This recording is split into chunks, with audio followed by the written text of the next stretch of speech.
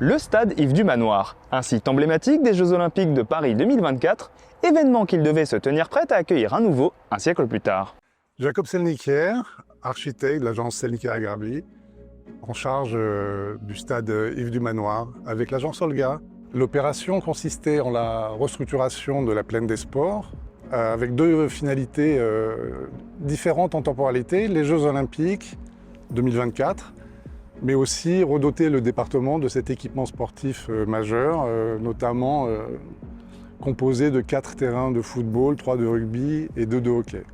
Véronique Chandelier, directrice des bâtiments et de la maintenance du département des Hauts-de-Seine.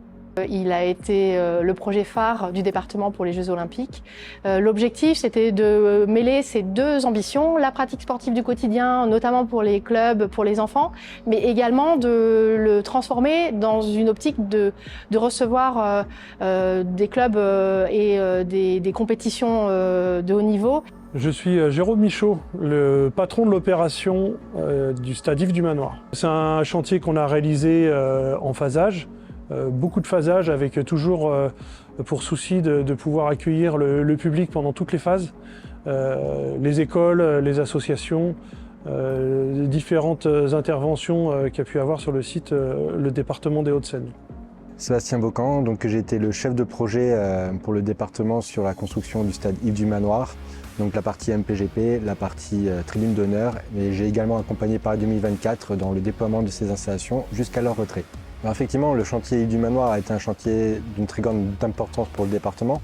Il ne faut pas oublier qu'on est sur un site dont la vocation principale est d'accueillir des associations sportives de jeunes, accueillir les collèges, les écoles primaires pour venir faire du sport.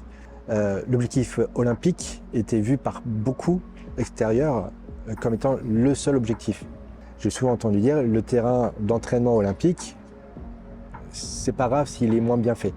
Ce qui est faux, puisque dans sa version objectif haut niveau, c'est un terrain de compétition au même titre que le terrain de compétition olympique. Grâce à l'expertise et à la concertation, le stade Yves du Manoir entre dans le 21e siècle, sans oublier son passé.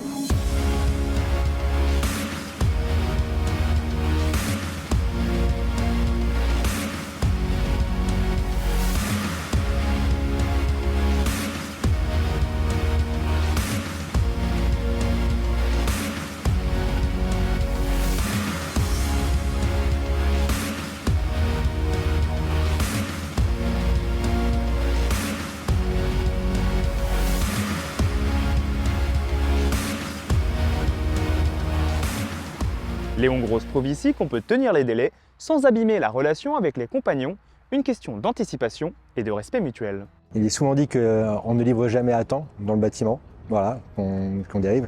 Là, pour le coup, on ne pouvait pas avoir ne serait-ce qu'une semaine de retard, puisqu'il faut bien se rendre compte que le site tel qu'il a été conçu, ensuite a été donné en partie à Paris 2024 pour qu'il mette ses installations provisoires pour que les Jeux Olympiques se déroulent à une date qui est connue depuis très très longtemps. Du coup, il est hors de question d'avoir ne serait-ce qu'une journée de retard sur ce type d'opération. Et c'est un objectif que nous avons tenu. Oui, le programme qui nous était confié était très ambitieux d'un point de vue environnemental. Il fallait que au moins 50% de la construction soit en bois. Construction, c'est pas uniquement structure, c'est vraiment construction, façade, plafond, etc.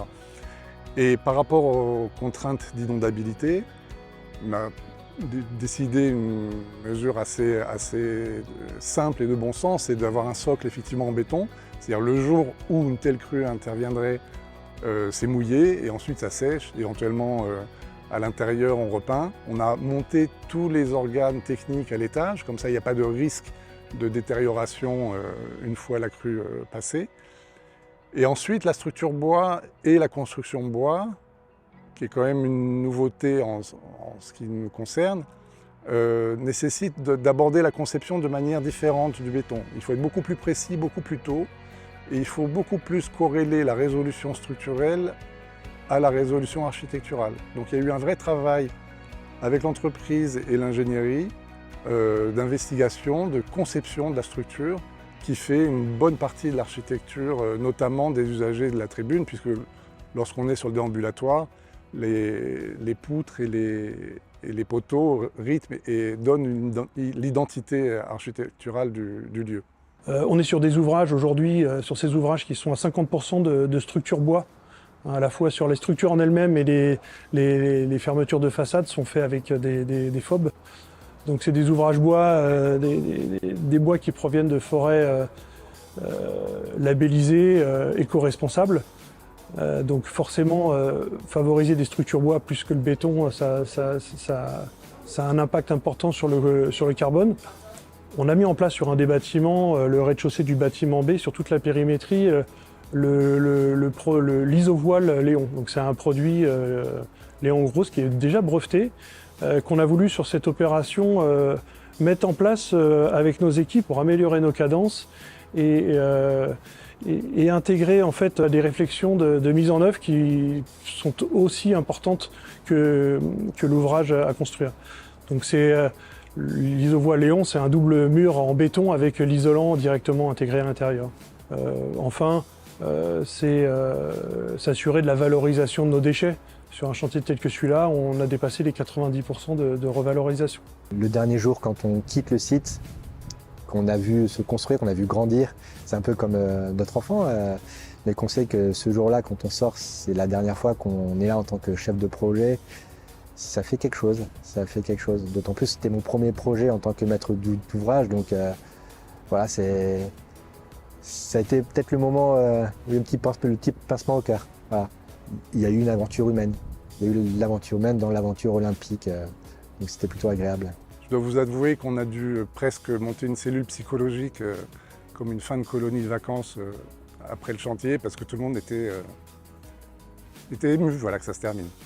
Si je devais décrire ce chantier en 3 mots, je dirais cohésion, confiance et plaisir. C'est en tout cas ce que j'ai pu ressentir des échanges et du retour d'expérience que j'ai pu partager avec les différents acteurs de l'opération.